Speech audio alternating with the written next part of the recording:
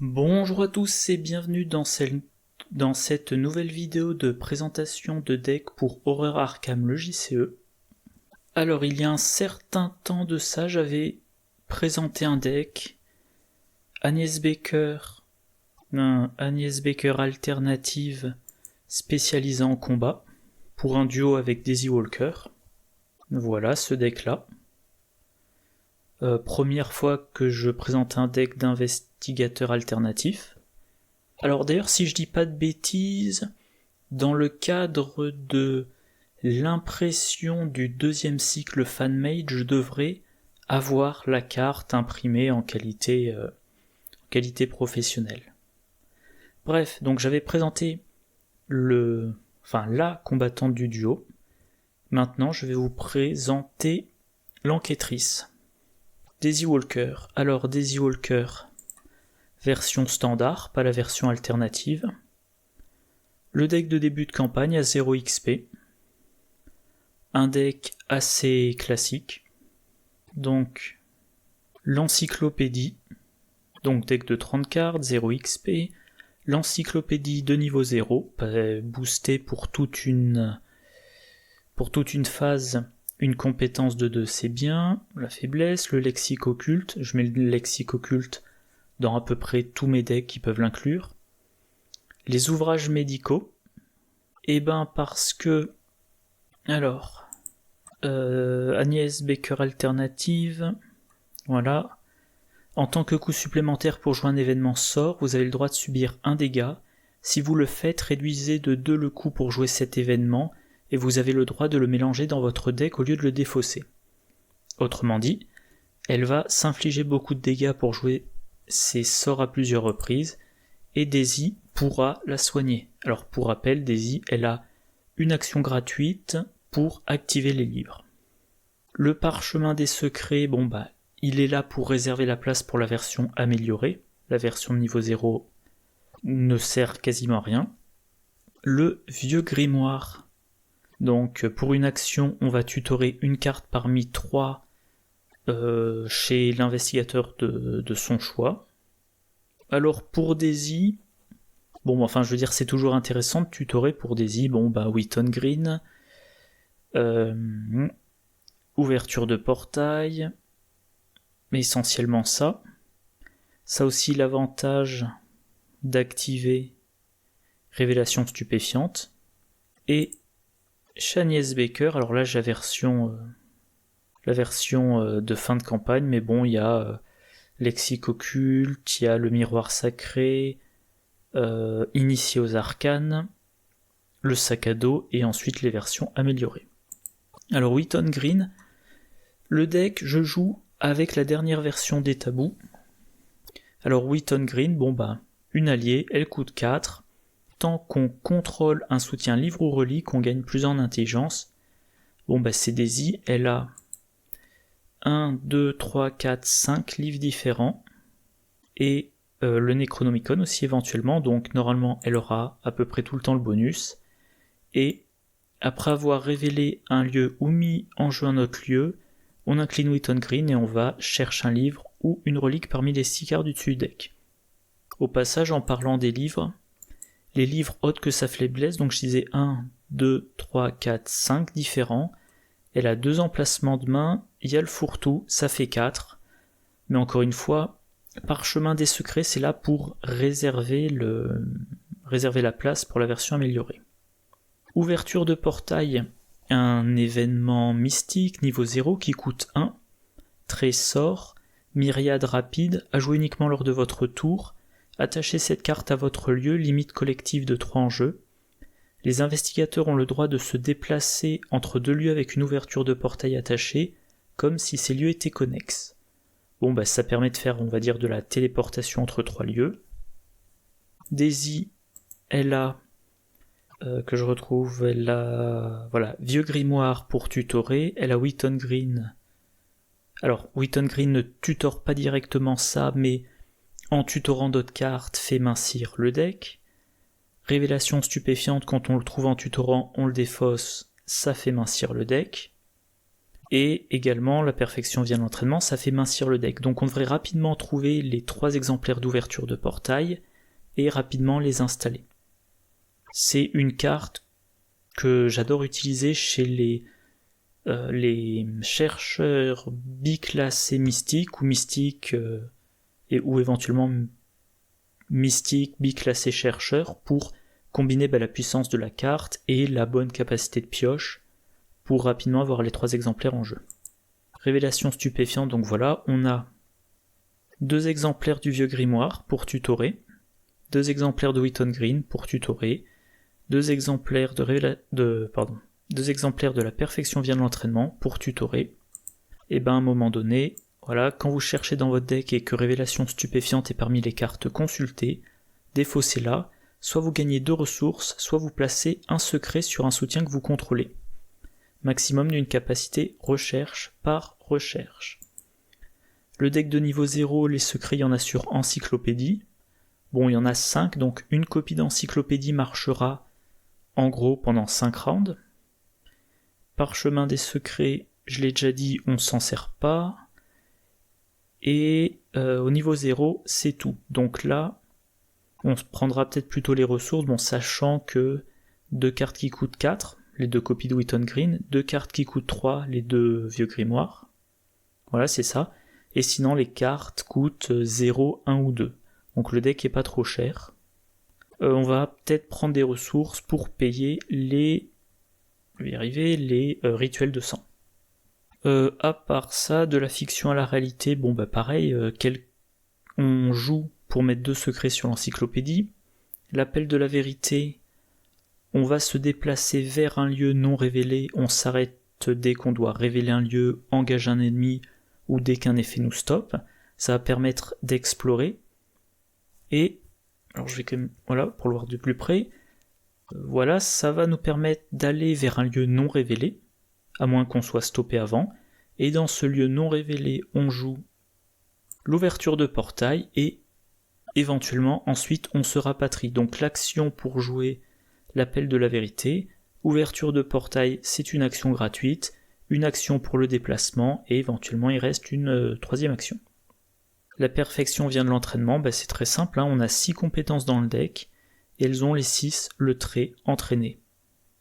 Déduction pour trouver les indices 2 par 2, extatique pour recharger l'encyclopédie, perception pour avoir plus de chances de réussir une enquête, et piocher une carte. Lire les signes, l'enquête à intelligence plus volonté, donc enquête à 8, voire 9 avec Wheaton Green, 2 indices d'un coup, et pas d'effet négatif causé par le lieu. Voilà. Donc ça, c'était le deck à 0 XP. Bon, ça va, je suis allé assez vite, il n'y a pas grand chose à en dire. Maintenant, le deck a 46 XP. Et je pense que je vais passer en revue les cartes en fonction de l'ordre d'amélioration. Quoique non. Ah non, pardon, j'avais déjà préparé les onglets. J'ai préparé ça il y a très longtemps, donc j'ai plus tout en tête. Donc dans l'ordre, qu'est-ce qui change? Ouvrages médicaux de niveau 2.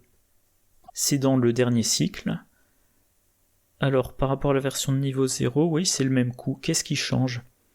On a le même test à faire. Si on réussit le test, on soigne 1 dégât, comme avant. Par contre, on soigne 2 dégâts si on a réussi de 2 ou plus. Daisy, elle est à 5. Avec Wheaton Green, elle sera à 6. Éventuellement, avec Encyclopédie, elle peut se mettre à 8. Ou alors, avec Perception, elle peut se mettre jusqu'à 9. Bref, elle a de bonnes chances de réussir de 2. Si elle réussit de 2, elle soigne 2 dégâts. Si elle rate, elle peut soit incliner le livre, soit infliger un dégât à l'investigateur. Bien évidemment, la première fois, on choisit d'incliner le livre. Et le fait que le livre soit incliné n'empêche pas de retenter, vu qu'il n'est pas nécessaire d'incliner le livre pour l'utiliser. Donc s'il faut vraiment soigner Agnès, on dépense une action, l'action gratuite de Daisy, on fait le test, on se rate, on incline les ouvrages médicaux, on dépense une des 3 actions, on va dire standard, et on retente. A priori, on ne devrait pas rater 2 fois de suite. Donc, on n'a pas plus de chances de réussir son soin, mais on peut soigner de plus et on risque moins de blesser l'investigateur qu'on essaie de soigner. Le parchemin des secrets de niveau 3. Alors quel est l'intérêt pour une action, mais comme moi je joue les tabous, c'est en fait une action rapide, on va dépenser un des 3 secrets, on va regarder les 3/4 du dessous d'un deck, a priori plutôt celui d'Agnès, et sur les 3 cartes, on peut en défausser une, on peut en mettre une dans la main du propriétaire, et les autres cartes, donc les 1 à 3 cartes, on les met soit au-dessus du deck, soit au-dessous du deck dans l'ordre de son choix. L'intérêt, c'est pour la faiblesse d'Agnès principalement, qui est très violente. Alors, en l'occurrence, bon, c'est la version alternative. Je crois pas qu'il y ait moyen... Ah si, voilà. Donc c'est un événement qui coûte 4. Placez une fatalité sur l'intrigue en cours, cet effet peut faire avancer l'intrigue en cours. Forcez, si sombre souvenir est dans votre main à la fin de votre tour, révélez-le et subissez 2 horreurs. Agnès, quand elle pioche sa faiblesse, elle la garde en main. Tant que la faiblesse est en main, ça va lui infliger 2 horreurs à chaque round, à chaque fin de tour. Mais le problème c'est que si elle joue la carte, elle met une fatalité, donc elle diminue le scénario d'un round, et en plus, voilà, on peut faire avancer l'intrigue. Donc si vous êtes dans un scénario dans lequel il y a des cultistes et des effets de pause, de fatalité, ailleurs que sur le deck intrigue, vous pouvez raccourcir la partie de plusieurs rounds. C'est une faiblesse qui est très violente. Donc, le parchemin des secrets va servir à la débusquer. On regarde les 3 cartes sous le dessous du deck d'Agnès. Si on voit sa faiblesse, on la défausse et c'est réglé tant qu'Agnès ne remélange pas son deck. Sinon, on va mettre un maximum de cartes sur le dessus du deck pour mécaniquement faire descendre la faiblesse et réussir à un moment donné à la défausser. Ah ben voilà, j'avais l'onglet prévu pour. J'ai mon morceau de scotch qui sert normalement à masquer la webcam qui me gêne pour voir mes onglets. Donc, ensuite, le vieux grimoire amélioré. Qu'est-ce qu'il a de particulier? Il coûte 1 de moins, il a maintenant 2 secrets. Le principe est globalement le même, sauf que après avoir pioché la carte, après que l'investigateur, pour le compte duquel on tutorait, a pioché la carte, on peut dépenser un secret, et l'investigateur va jouer la carte en réduisant de 2 le coût.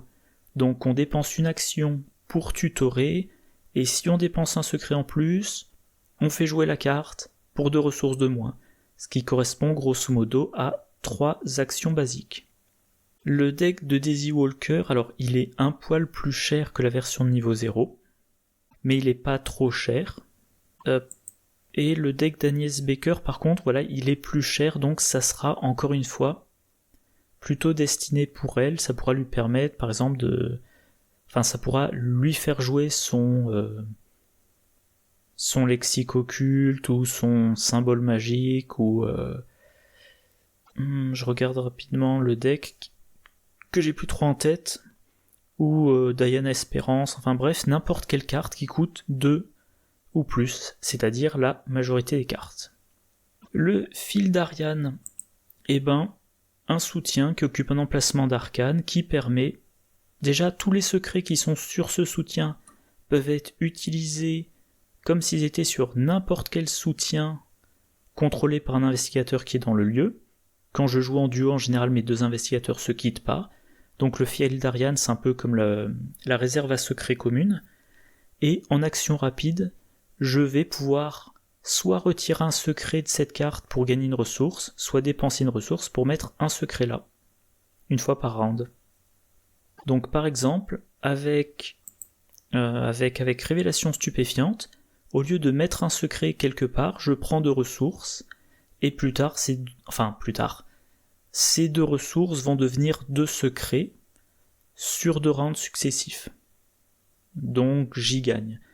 Et le fait que cette carte serve de réserve à secret fait que j'ai pas à me demander quelle carte recharger en secret. Je mets tous mes secrets sur le fil d'Ariane, et voilà. Je suis normalement jamais à court de secrets, quel que soit le soutien que je vais utiliser. La carte suivante, guidée par l'invisible, s'occupe également d'un emplacement d'arcane.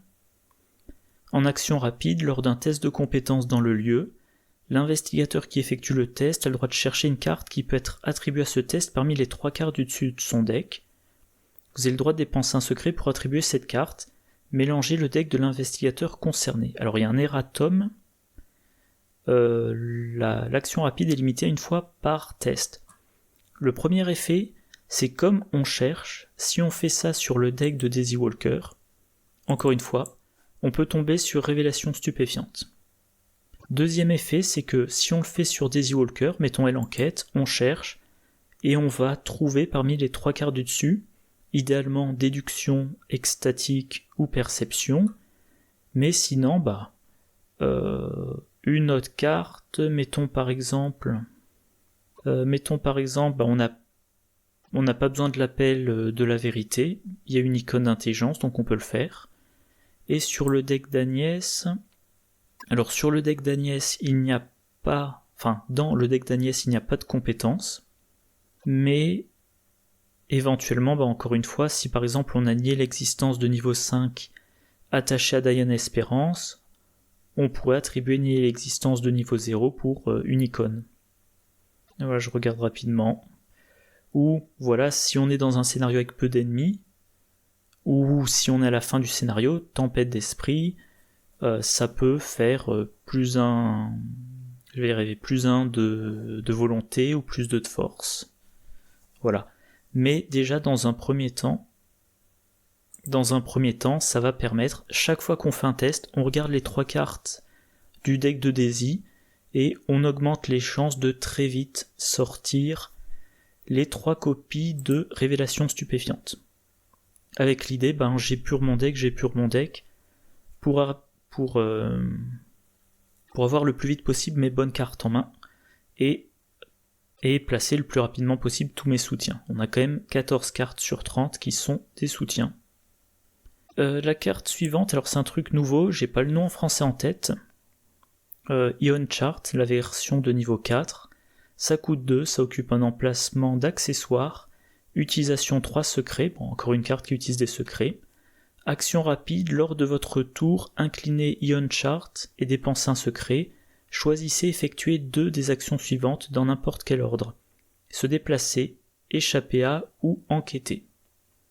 Alors dans le cas de Daisy, ça va la plupart du temps être se déplacer et enquêter, ou enquêter puis se déplacer, mais éventuellement, ça peut lui permettre de faire une action d'évasion.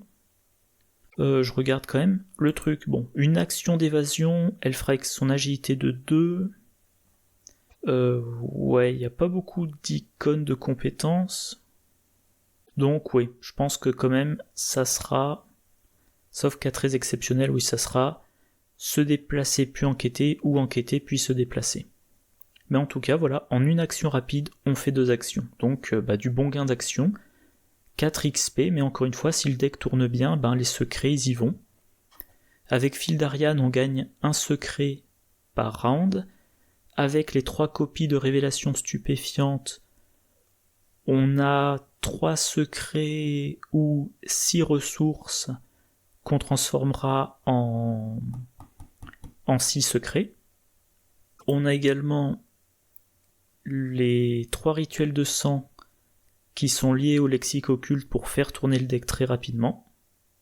Donc ça devrait... on ne devrait jamais manquer de secrets. Alors la carte suivante, Abigail Foreman, je pense que maintenant c'est un classique, surtout dans les decks Daisy. À un moment donné, je lui attache un livre, où j'échange un livre qui est attaché sur elle à un livre autre. Le livre qui lui est attaché ne prend pas d'emplacement de main. Réaction. Après avoir résolu une capacité activée du soutien livre attaché, on incline Abigail Foreman, on résout à nouveau les effets de cette capacité. Au passage, les livres, il y en a 1, 2, 3, 4, 5. Les 2 mains de Daisy, plus les 2 mains fournies par le fourre-tout de Daisy, plus l'emplacement offert par Abigail Foreman. Par contre, si on pioche le Necronomicon, on devra défausser un livre. Et c'est pour ça qu'éventuellement, une fois qu'on a débusqué la faiblesse d'Agnès, on va utiliser le parchemin des secrets sur Daisy pour défausser le Necronomicon. Et voilà concrètement Encyclopédie. On dépense un secret, on donne plus 2 à une compétence à un investigateur. Avec Abigail, on peut redonner plus 2. Ce même investigateur ou l'autre, même compétence ou une autre. Le lexique occulte n'est pas concerné. Ouvrages médicaux de niveau 2, potentiellement en une action, on soigne Agnès de 4 dégâts. Parchemin des secrets en tabou, c'est une action rapide, donc c'est pas concerné. Et vieux grimoire, en une action, on peut tutorer à 2 reprises une carte, et éventuellement même en une seule action, 2 fois on tutore puis on fait jouer. Donc en une action, l'équivalent d'une action de pioche, puis d'une action de pause, plus 2 actions de gain de ressources, ça fait 4 actions x 2, en une action fait l'équivalent de 8 actions basiques. Voilà. Alors, Crafty, encore une fois, je connais pas encore la traduction, je sais pas, habile, bricoleur.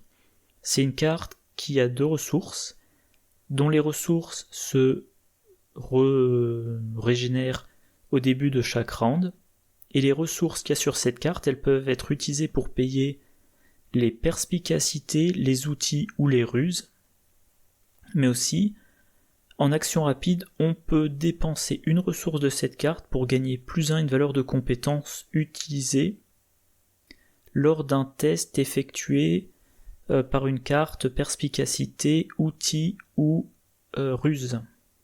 Donc qu'est-ce que ça permet de payer? Que je vérifie rapidement. La fiction à la réalité ça coûte 1, c'est une perspicacité. Décrypter la réalité ça coûte 4, c'est une perspicacité. L'appel de la vérité c'est une perspicacité qui coûte 1. La perfection vient de l'entraînement stratagème, donc c'est pas ruse, je vérifie, ouais c'est ça. Lire les signes c'est pas concerné. Ouverture de portail non plus.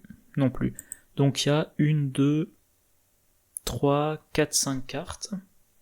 Alors c'est peut-être pas dans ce deck-là que ça sera le plus utile. On verra. Mais par contre, j'ai perdu la ligne. Le gain de compétence, ça servira beaucoup quand on jouera décrypter la réalité. Parce que décrypter la réalité, enquêter, la difficulté de ce test de compétence est égale à la valeur occulte la plus élevée parmi les lieux révélés en jeu. Mettons que vous êtes dans un scénario dans lequel il y a un lieu qui a une valeur occulte de 6, vous jouez décrypter la réalité, vous voulez pas vous rater. Donc vous faites le test en étant à 4 au-dessus de la difficulté. Si vous jouez en standard, 6 si vous jouez en difficile, 8 si vous jouez en expert. Donc ce deck-là, mettons vous êtes au 8e scénario de la campagne, Daisy, elle a son 5 de base, elle a 1 grâce à Wheaton Green, on est à 6. Je disais, il y a un lieu qui a une valeur occulte de 6, donc vous les testez à 10, il vous manque encore 4. Et avec Encyclopédie, vous donnez plus 2. Voilà, vous êtes à 8.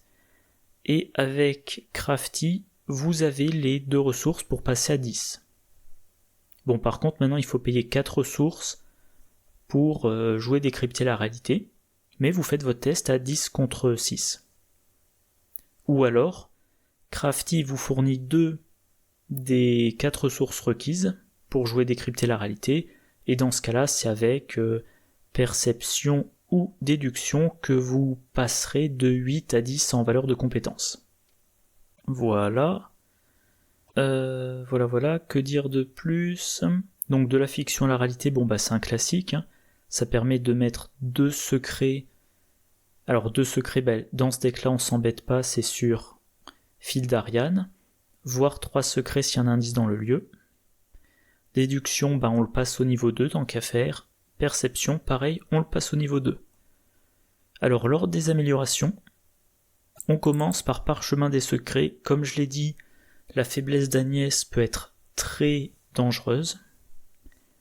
Ensuite, le vieux grimoire pour aider Agnès à s'installer. Éclaireur pour gagner en mobilité. Abigail Foreman pour tirer plus d'utilisation des livres, le charisme pour cumuler les deux alliés, le soin pour que qu'Agnès puisse vraiment jouer ses sorts à répétition, Fil d'Ariane, une copie d'encyclopédie ça suffit, donc on en remplace une par Fil d'Ariane pour partager le pool de secrets, on va dire. Comme on a une copie d'ouvrages médicaux de niveau 2, évidemment on peut se débarrasser de l'autre. Guidé par l'invisible, je trouve pas que la carte soit la plus urgente. Donc je me suis dit, c'est voilà. Au passage, oui, dans les decks Daisy que je fais généralement, je mets qu'un exemplaire de chaque livre et un total de 5 livres différents, encore une fois.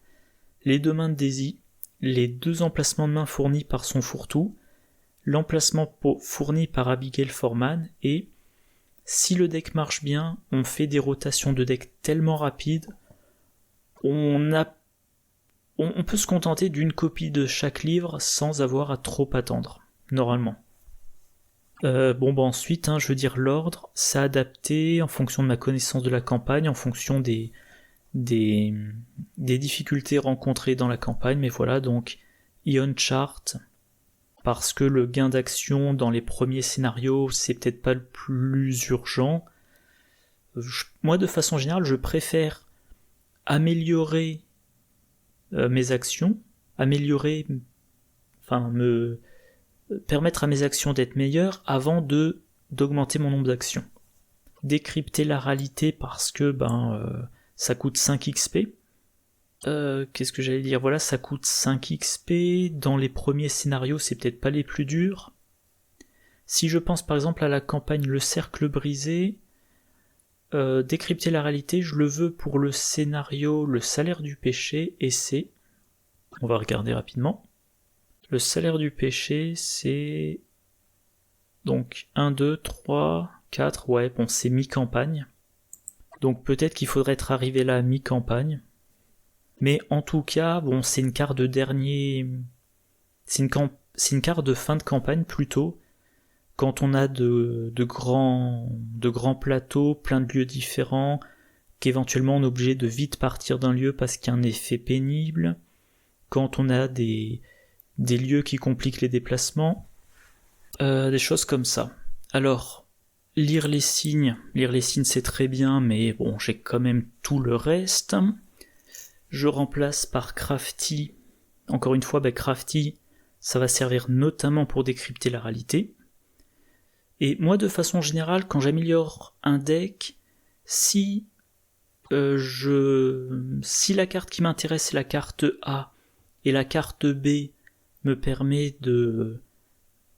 si j'ai une carte A qui est la carte qui m'intéresse et que la carte B est la carte qui va me permettre de payer la carte A ou de placer la carte B, je vais d'abord mettre dans mon deck la carte qui m'intéresse et ensuite la carte qui me permet de jouer la carte qui m'intéresse. Par exemple, là, je mets d'abord l'allié et ensuite le charisme. Parce que si je mets d'abord le charisme, il me sert à rien. Tandis que si j'ai Abigail Foreman mais pas encore charisme, éventuellement, je joue Abigail Foreman, ça me force à défausser Wheaton Green, mais j'ai quand même un bon allié. Et donc j'ai pas gaspillé mes 4 XP, alors que mettre charisme sans avoir de deuxième allié, c'est gaspiller 3 XP. Voilà, de la fiction à la réalité, c'est loin d'être urgent.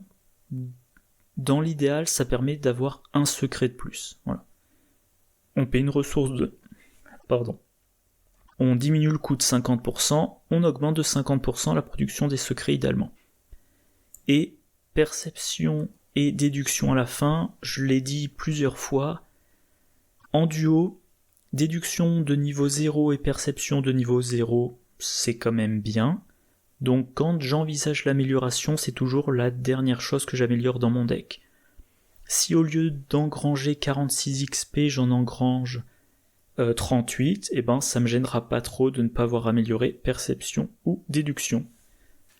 Voilà.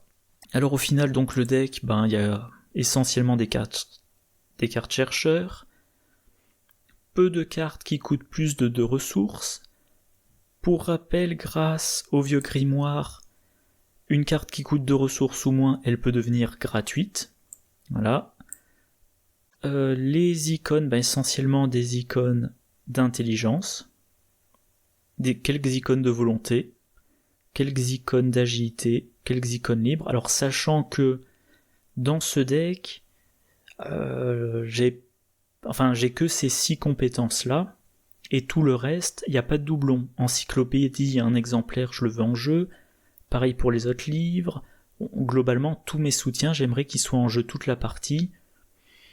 Mes événements, alors de la fiction à la réalité, 3 icônes d'intelligence, si j'ai un test important, j'attribue.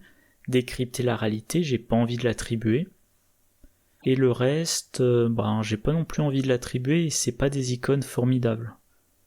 Bon, il n'y a que révélation stupéfiante, si je le pioche, faut que je l'attribue pour que ça soit remélangé dans mon deck depuis ma défausse plus tard. Donc concrètement, ce diagramme-là, on peut considérer qu'il y a quasiment que les icônes d'intelligence. Et les emplacements, alors, main 5, c'est pas un problème, sont des livres. Allié 2, j'ai charisme. Arcane 2, c'est pas un problème. Alors, main 1, à quoi ça correspond ça? Pourquoi il me met ça? Hand. Alors ça doit être une carte... Ah oui, d'accord, je comprends. Les 5 emplacements de main, c'est 4 livres plus le Necronomicon, et il compte à part les textes médicaux parce que la carte n'existe pas en français, donc que je retrouve où c'est. Ah, c'est pas marqué là, bref, comme c'est en anglais, il considère que l'emplacement c'est un emplacement de hand, pas main. En tout cas, c'est pas un problème. Accessoires, il y en a un, c'est pas un problème, et autres, c'est pas un problème. Donc voilà, le deck.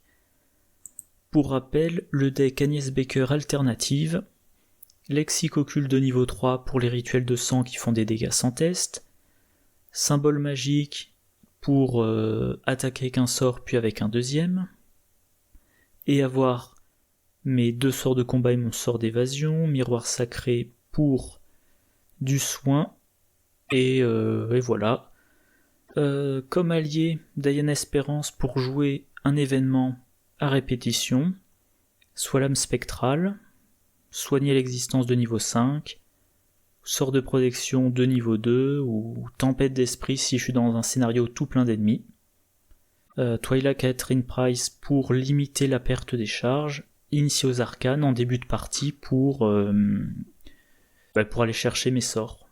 Ou même, une fois qu'elle n'a plus sa fatalité, je la garde en jeu grâce à mes 2 charismes. Et à chaque round, idéalement, j'ai plus en tête le pourcentage de sorts qu'il y a dans le deck, mais je pense que l'initié aux arcanes permet à chaque round de piocher, par exemple, un rituel de sang, pour pouvoir enchaîner les dégâts sans test. Et au passage, prophétique, même chose que Crafty, mais pour les sorts. Bon, voilà. Voilà, je pense que j'ai dit tout ce que j'avais à dire. Comme ça, maintenant, j'ai les 2 vidéos pour les 2 membres du duo. Par contre, j'ai pas prévu de les jouer dans l'immédiat. Notamment parce que, pour le moment, je ne filme pas de soluo. Enfin, éventuellement, je pourrais les jouer, moi, sur mon temps libre non filmé. Mais en tout cas, j'ai pas prévu de filmer cette campagne avec ces 2 decks, notamment parce que faudrait que je m'organise autrement avec ma table de jeu pour pouvoir filmer et que ça soit bien lisible. Bon voilà, comme d'habitude, si vous avez des questions ou des remarques, n'hésitez pas à mettre des commentaires, n'hésitez pas aussi à cliquer sur le pouce. Le pouce vert en l'air, c'est une expression québécoise qui m'amuse toujours. Moi, je vous souhaite une bonne journée, une bonne soirée, de bonnes parties, et je vous dis à la prochaine. Au revoir.